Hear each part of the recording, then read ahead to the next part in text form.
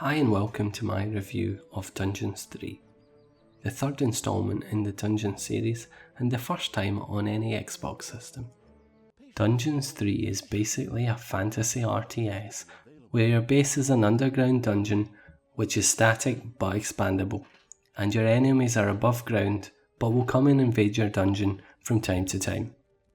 In the main campaign you will play through 20 varied missions, where you must spread your evilness to the do-gooders of the overworld. You play literally as the Hand of Evil, tempting the lead character, the dark elf priestess Thalya, to evil ways, as well as controlling minions known as Little Snots.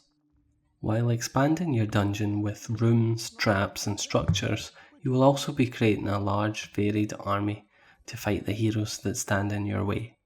These range from orcs to zombies to goblins and many more. You do not need to have played the previous games. I myself have not, but with a straightforward story and large tutorial, you soon will be comfortable with the game. Gameplay is relatively simple, but has depth. Gold is your main resource, which you mine in dungeon. This is used for building, researching and paying wages for your army. Yes, that's right. You need to keep your army happy, else it will go on strike.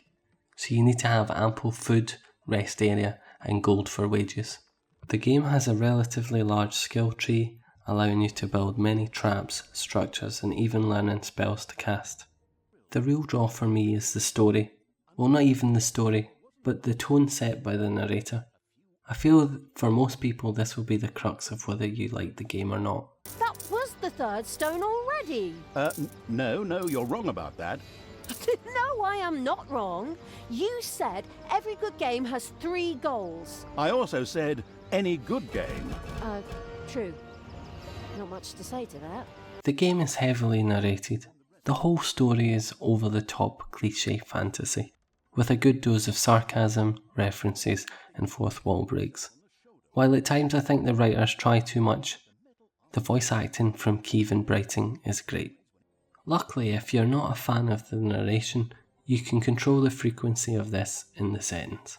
The game also includes multiplayer, up to 4 players, a new co-op multiplayer, and all new randomly generated multiplayer maps.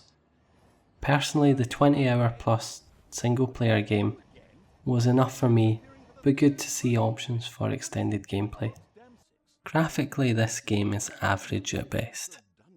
While the art direction is nice, especially in the lush looking overworld of the heroes and the cutscenes, the in-game textures and UI assets at times were subpar.